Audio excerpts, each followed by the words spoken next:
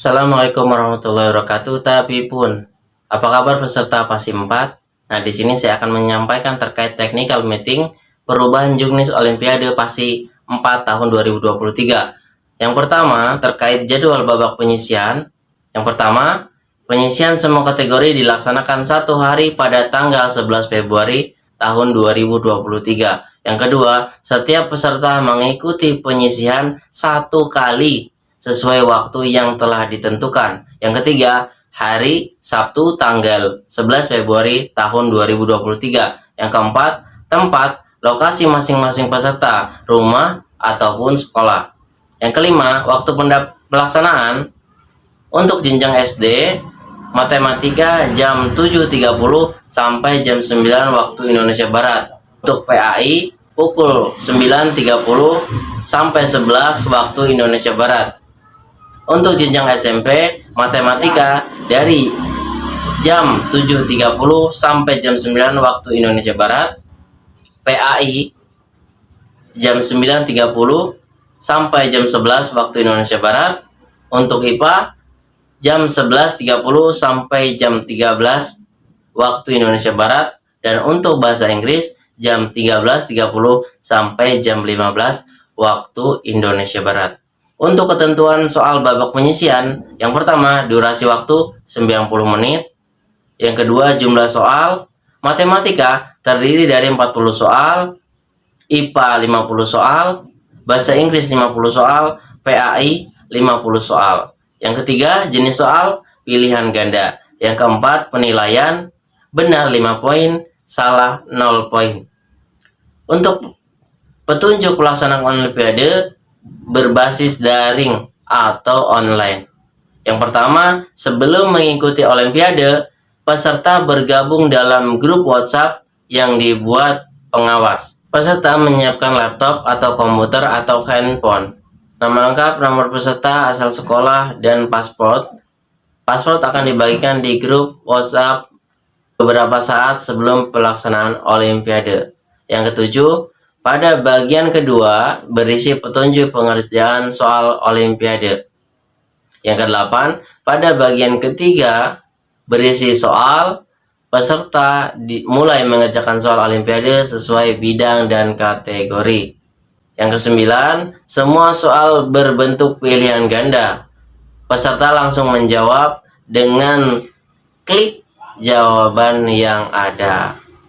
Yang kesepuluh, apabila peserta sudah selesai mengerjakan soal, peserta langsung menekan tombol kirim. Yang kesebelas, peserta yang mengumpulkan jawaban lebih dari waktu yang telah ditentukan akan dikenakan pengurangan nilai sebesar 1 poin per menit. Yang ke-12, peserta mengerjakan soal Olimpiade secara mandiri dan tidak dibantu oleh orang atau alat lain. Yang ke-13, selama mengerjakan soal Olimpiade, peserta menghadap ke layar monitor atau handphone dengan menampakkan 100% wajah pada laptop atau handphone. Yang ke-14, selama waktu pelaksanaan Olimpiade, peserta harus selalu berada di tempat duduk yang terpantau oleh kamera zoom. Yang ke-15, peserta mengikuti tata tertib yang ditetapkan oleh panitia selama proses Olimpiade. Yang ke-16, peserta yang mengalami gangguan yang tidak diinginkan seperti gangguan jaringan, mati listrik, dan gangguan lain yang bersifat urgent, harap segera menghubungi panitia. Untuk tata tertib peserta, yang pertama, peserta harus masuk ke ruangan Zoom paling lambat 5 menit sebelum pelaksanaan Olimpiade. Yang kedua, peserta harus mengikuti Olimpiade sesuai jadwal dan waktu yang sudah ditentukan.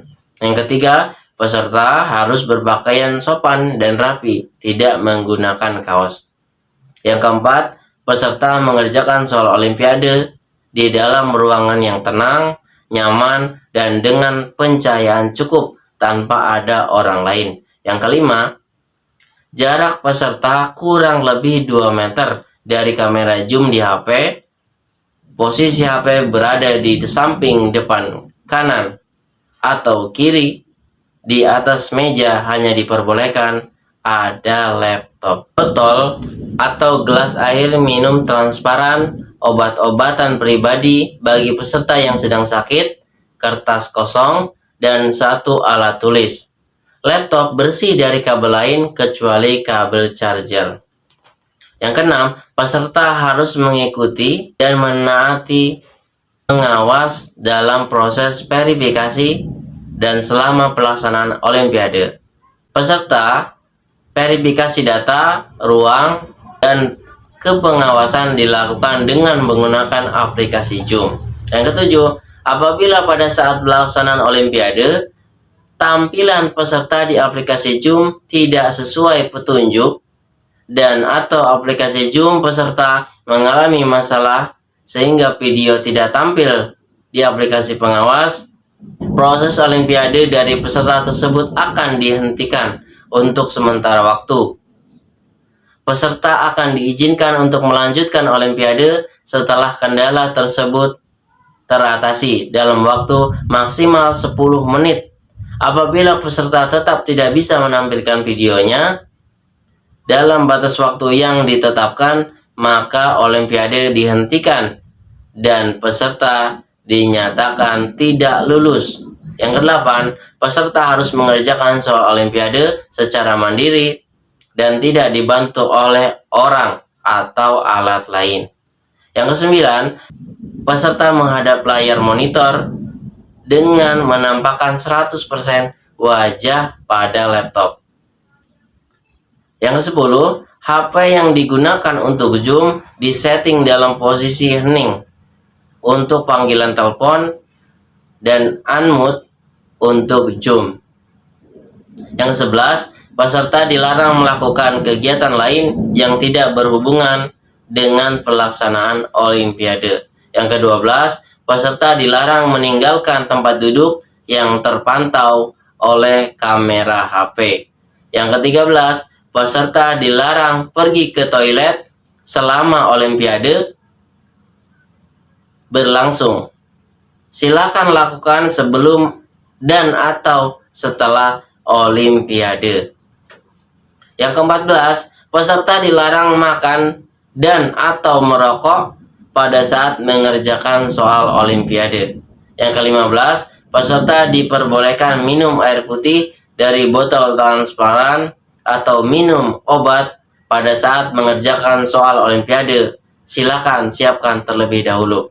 Yang ke-16, panitia atau pengawas berhak menghentikan pelaksanaan Olimpiade yang sedang berjalan untuk peserta secara individu jika ada peserta yang melakukan tindakan kecurangan atau melanggar ketetapan dan peraturan.